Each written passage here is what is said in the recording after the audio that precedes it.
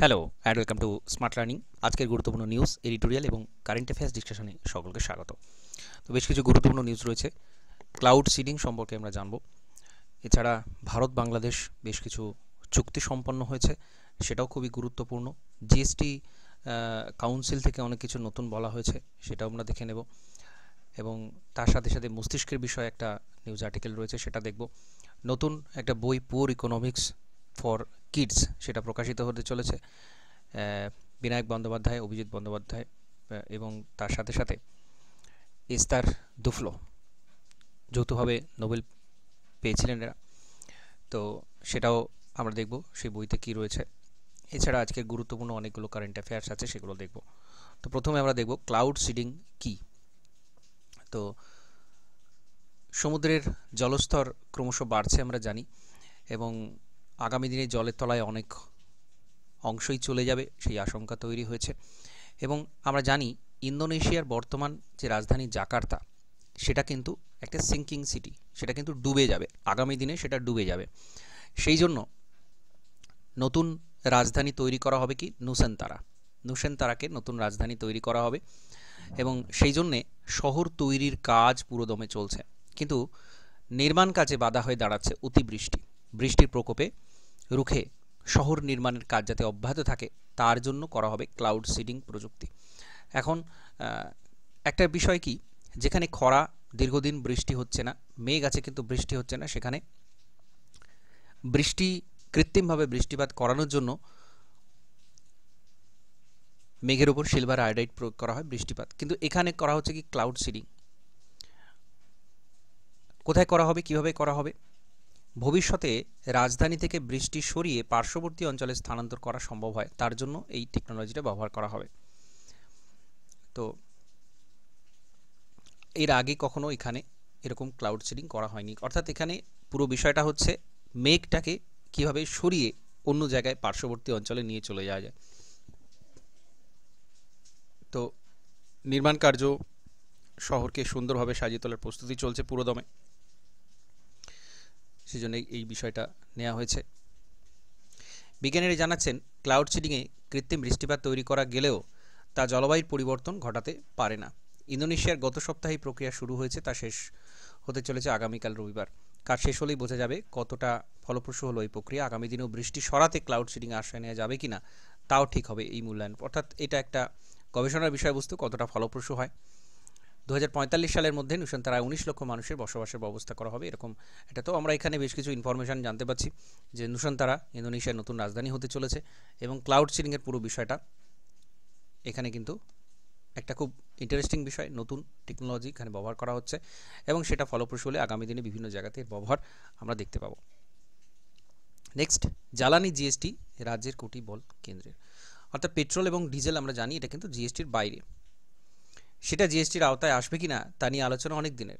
তো রাজ্যের কোটেই ঠেলে রাখা আছে বল, আরও একবার স্পষ্ট করে দিলেন কেন্দ্রীয় অর্থমন্ত্রী নির্মলা সীতারামন। তার বক্তব্য, এই ব্যাপারে রাজ্যগুলিকে একসঙ্গে সিদ্ধান্ত নিতে হবে, ঠিক করতে হবে করের হার। জ্বালানিকে জিএসটির আওতায় আনার দাবি মূল্যবৃদ্ধিতে জের বা সাধারণ মানুষেরও, যদি তাতে পণ্যগুলোর করের সামগ্রিক হার কমবে কিনা সে ব্যাপারে বিভিন্ন যুক্তি রয়েছে। তবে অনেকে বলেছেন হার যাই হোক না কেন, তেল সংস্থাগুলো অন্তত কাঁচামাল কর ফেরতের সুযোগ পাবে। আবার বহু রাজ্য এ ব্যাপারে নারাজ, কারণ জ্বালানিতে জিএসটি চাপলে করের উপরে তাদের শেষতম নিয়ন্ত্রণটুকু চলে যাবে, ফলে সব মিলিয়ে বিষয়টি জটিল।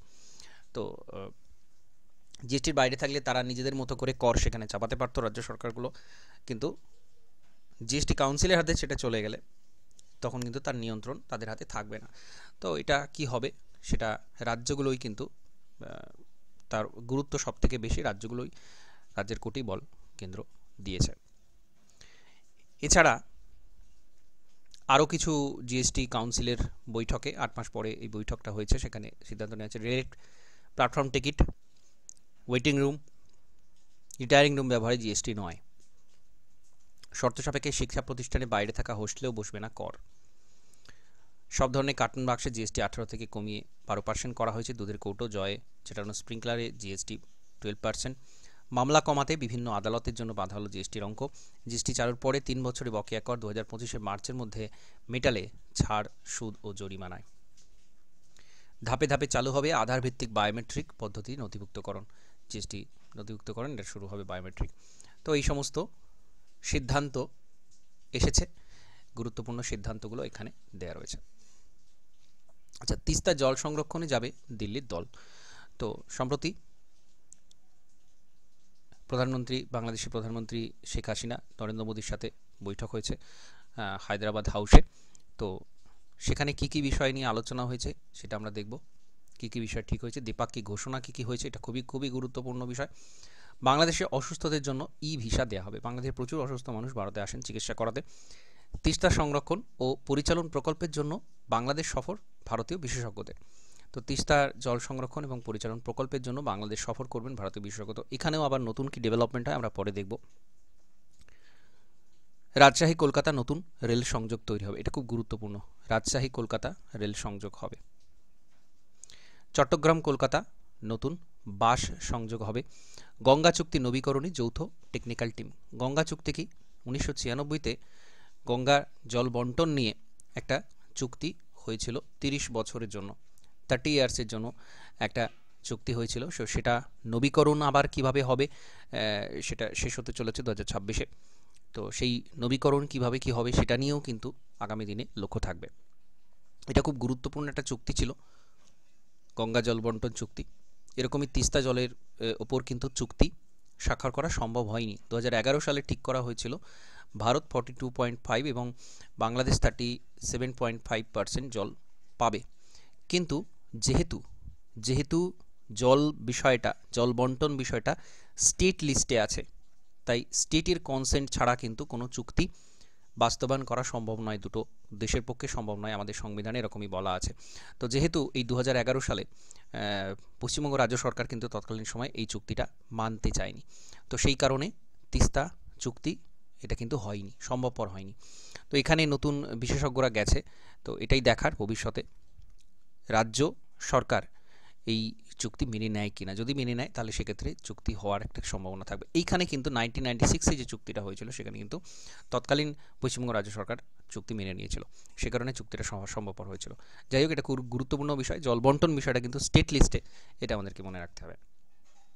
এছাড়া গিরি দর্শনাথ থেকে দলগাঁও মালবাহী রেল সংযোগ তৈরি হবে। রংপুরে নতুন ভারতীয় সহকারী হাই কমিশন তৈরি হবে। যৌথ ভারত প্রশান্ত মহাসাগরীয় উদ্যোগ নেওয়া হবে। ইন্দো প্যাসিফিক কিছু উদ্যোগ নেওয়া হবে। ভারতীয় গ্রিড নিয়ে নেপাল থেকে বাংলাদেশে 40 মেগাওয়াট বিদ্যুৎ পরিবহন করা হবে। ভারতীয় গ্রিড দিয়ে নেপালে বিদ্যুৎ সরবরাহ করা হয়। তো সেখান থেকে নেপাল হয়ে বাংলাদেশ পর্যন্ত 40 মেগাওয়াট বিদ্যুৎ পরিবহন করা হবে। সিরাজগঞ্জে ইনল্যান্ড কন্টেনার ডিপো তৈরি হবে। তো এগুলো প্রত্যেকটা গুরুত্বপূর্ণ। অপশান দেওয়া হতে পারে যে এর মধ্যে কোন চুক্তিটা ভারত বাংলাদেশের মধ্যে স্বাক্ষরিত হয়নি সম্প্রতি। তো এগুলো না জানলে কিন্তু প্রত্যেকটা না জানলে সে উত্তর করার সম্ভাবনা। তো এই প্রত্যেকটা ইম্পর্ট্যান্ট ইনফরমেশন অত্যন্ত গুরুত্বপূর্ণ, যেহেতু বাংলাদেশ আমাদের সবচেয়ে নিকটের প্রতিবেশী এবং দ্বিপাক্ষিক একটা বন্ধুত্বপূর্ণ সম্পর্ক রয়েছে দুটো দেশের সরকারের মধ্যে। বর্তমান সময়ে যে সরকার সেখানে কিন্তু প্রো ইন্ডিয়া সরকার বর্তমানে। তো যাই হোক, এইগুলো খুবই গুরুত্বপূর্ণ বিষয়। এই জিস্ট অংশটা আমাদের কিন্তু প্রত্যেকটা মনে রাখতে হবে। নেক্সট দেখব মস্তিষ্কের বিষয়ে বলা রয়েছে।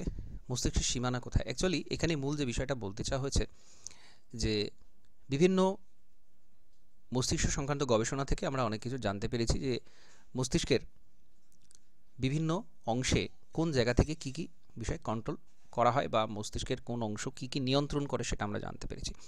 কিন্তু দেখা যাচ্ছে আরও অনেক কিছু নতুন নতুন গবেষণায় সেগুলো বেরিয়ে আসছে। মস্তিষ্কের কত বিচিত্র মঞ্জমি, যাদের নাম ভেট্রোমেডিয়াল প্রিফ্রন্টাল কর্টেক্স, কখনো প্রিস্টোরিয়ার সিঙ্গুলেট কর্টেক্স, কখনো হিপোকক্কাস ক্যাম্পাস, এক কথায় বেঁধে দেওয়া অবিরল বেলাভূমি। শোনা যায় সৃষ্টি আদুর্ঘর নাকি মঞ্জমির অভয়ারণ্য। যাই হোক, মূল বিষয়টা এটাই। বাউন্ডারি ভাবনা যেন ব্রেনের অভিধানে ভারী বেমানান। আমাদের মস্তিষ্ক মহাশয়ের সামগ্রিক গতি প্রকৃতি অনেকটা এমন ধারায়। কোনো একটি নির্দিষ্ট ক্রিয়াকলাপের জন্য যাকে হয়তো ভাবা হচ্ছিল সেই কর্মসাধনের শেষ কথা দেখা গেল শেষ বলে কিছু নেই। অর্থাৎ এখান থেকেই বোঝা যাচ্ছে যে গবেষণায় আমরা যেটুকু জানতে পারছি ভবিষ্যতে সেই গবেষণার ধারণাটা কিন্তু কিছুটা পাল্টে যাচ্ছে, যে মস্তিষ্কের একটা অংশের যে নিয়ন্ত্রণ শুধুমাত্র সেই জায়গাটা দিয়েই হয় তা নয়, তার সাথে সংযুক্ত আরও অনেক বিষয় রয়েছে। তো এখানে সেই বিষয়টাই বলা হয়েছে। কোথায় সীমানা বলতে গবেষণার সীমানার কথা বলা হচ্ছে। গবেষণাতে নতুন নতুন জিনিসগুলো যে রোজ উঠে আসছে সেই বিষয়ে এখানে বলতে চাওয়া হয়েছে। নেক্সট দেখব ইস্তার দুফলোর সাথে একটা ইন্টারভিউতে এখানে তার লেখা যে নতুন বই আসতে চলেছে সেটা বিষয়ে বলা রয়েছে, এটা একটু দেখে নেবে ছোট্ট করে। অভিজিৎ বিনয় বন্দ্যোপাধ্যায়, ইস্তার দুফলো, এদের দুজনের লেখা একটা বই রয়েছে পুওর ইকোনমিক্স। 2011 সালে বইটা প্রকাশিত হয়। এটা খুব গুরুত্বপূর্ণ একটা বই। বুকস অ্যান্ড অথর্সের যে সমস্ত প্রশ্নগুলো করা হয় সেখান থেকে কিন্তু এই প্রশ্ন কিন্তু করা হতে পারে, খুবই গুরুত্বপূর্ণ। যেহেতু এটা নতুন করে নিউজে এসেছে, কেন নিউজে এসেছে? কারণ এই বইটারই একটা কিশোর সংস্করণ প্রকাশিত হতে চলেছে কিশোরদের জন্য, কিশোরদের বোঝার মতো করে এই বই নতুন করে লেখা হবে, পুওর ইকোনমিক ফর কিডস। কেন পুওর ইকোনমিক্স নাম কেন?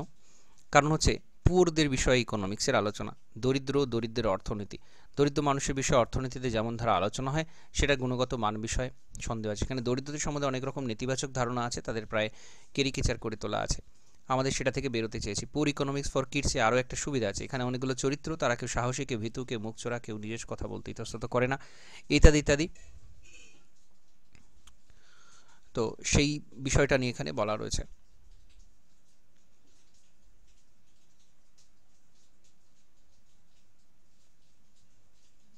পুওর ইকোনমিক্স প্রকাশের পর অর্থনীতির গবেষণায় র্যান্ডামাইজ কন্ট্রোল ট্রায়ালসের প্রয়োগ কোন কোন নতুন ক্ষেত্রে হয়েছে? 2011 সালে পরিবেশ বা জলবায়ু পরিবর্তন সংক্রান্ত ক্ষেত্রে আরসিটির গবেষণা ছিল না বললেই চলে। এখন প্রচুর কাজ হচ্ছে এই ক্ষেত্রটিতে। বন্যা কিভাবে গরিব মানুষের জীবনে প্রভাব ফেলে, পাকিস্তান বা ব্রাজিলের বন্যার পর সে বিষয়ে গবেষণা হচ্ছে। বিশ্বের বিভিন্ন জায়গায় জল ক্রমে অমিল হচ্ছে, জলের সেই অভাব কিভাবে মানুষের জীবনে প্রভাব ফেলছে, কিভাবে সেই অভাবকে মাথায় রেখে জীবনযাত্রার কৃত্রিম চরিত্র পাল্টানো যায়, সে গবেষণা চলছে। গরিব মানুষকে টাকা দিলে বাস্তুতন্ত্র রক্ষার ক্ষেত্রে সুপ্রভাব পড়ে কিনা দেখা হচ্ছে। লিঙ্গ বৈষম্য থেকে পরিযায়ী শ্রমিক, অনেক নতুন বিষয় ঢুকছে আরসিটি গবেষণায়। প্রত্যক্ষ নগদ হস্তান্তর নিয়ে গবেষণা হচ্ছে। এই প্রত্যেকটা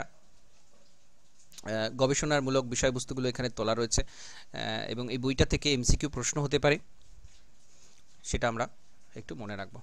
নেক্সট আমরা চলে যাব গুরুত্বপূর্ণ কারেন্ট অ্যাফেয়ার্স। অনেকগুলো গুরুত্বপূর্ণ কারেন্ট অ্যাফেয়ার্স রয়েছে। অতুল কুমার চৌধুরী, ওনাকে ট্রাইয়ের, টেলিকম রেগুলেটরি অথরিটি অফ ইন্ডিয়ার নতুন সেক্রেটারি নিযুক্ত করা হয়েছে। 1997-তে ট্রাই স্ট্যাবলিশড করা হয়।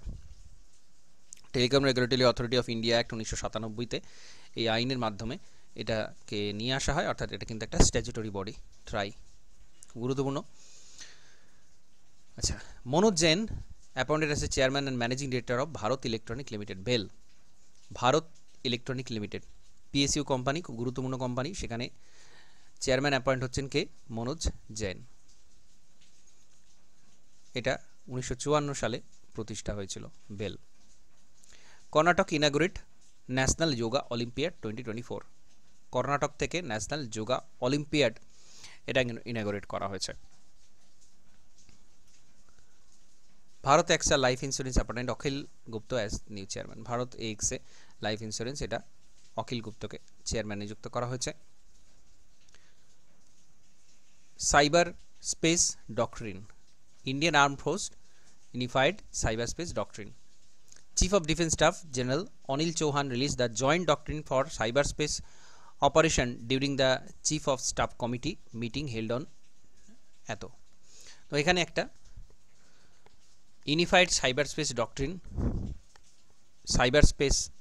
ডক্ট্রিন ইন্ডিয়ান আর্মড ফোর্স থেকে এটা আনা হয়েছে, এটা মনে রাখতে হবে। কানাডিয়ান অ্যাক্টর ডোনাল্ড সাদারল্যান্ড 5 হিসাবে। কানাডিয়ান অ্যাক্টর ডোনাল্ড সাদারল্যান্ড, উনি সম্প্রতি প্রয়াত হয়েছেন। ফেডারেল ব্যাংক ইউপিআই এনেবল রুপে ওয়েভ ক্রেডিট কার্ড লঞ্চ করেছে, এটা গুরুত্বপূর্ণ। ফেডারেল ব্যাংক থেকে এটা করা হয়েছে, এমসিকিউতে জিজ্ঞাসা করা হতে পারে। UPI enabled RuPay wave credit card. India became third largest domestic airline market, তো তৃতীয় বৃহত্তম ডোমেস্টিক এয়ারলাইন মার্কেট হিসেবে উঠে এসেছে। ডোমেস্টিক এয়ার অর্থাৎ ভারতের মধ্যেই যে সমস্ত এয়ারলাইনগুলো চলাচল করে।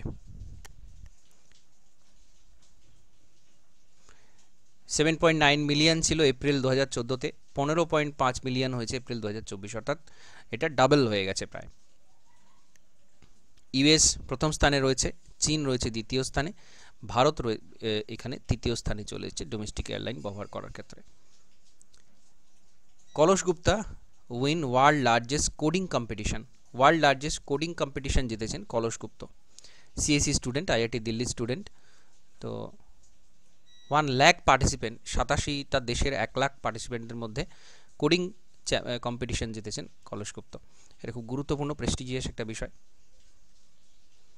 World largest programming contest.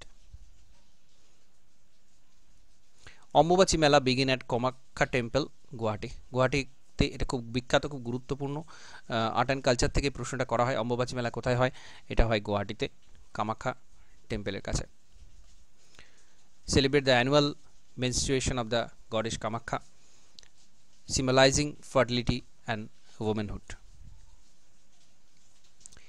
India to push 2036 Olympic bid and inclusion of indigenous sports. এটা খুব গুরুত্বপূর্ণ নিউজ। ভারত 2036-এর অলিম্পিক আয়োজক দেশ হতে চায়, তার জন্য বিড করবে। ফ্রান্সে যে অলিম্পিক হতে চলেছে, প্যারিসে যে অলিম্পিক হতে চলেছে সম্প্রতি, সেখানে ভারত কিন্তু এটার জন্য ঝাঁপাবে, এটার জন্য বিড করবে। এবং সেখানে কিছু ইন্ডিজিনাস স্পোর্টস ইনক্লুশনের কথা বলা হবে। যোগা, খোখো, কবাডি, চেস, টি20 ক্রিকেট, স্কোয়াশ, এইগুলোকে অ্যাড করার কথা বলা হবে। বর্তমানে স্পোর্টস মিনিস্টার কে রয়েছেন? মনসুখ মান্ডাভিয়া বর্তমানে স্পোর্টস মিনিস্টার। তো এই সমস্ত গুরুত্বপূর্ণ নিউজ, এডিটোরিয়াল এবং কারেন্ট অ্যাফেয়ার্স ডিসকাশন এখানে কমপ্লিট করছি। নমস্কার, ধন্যবাদ।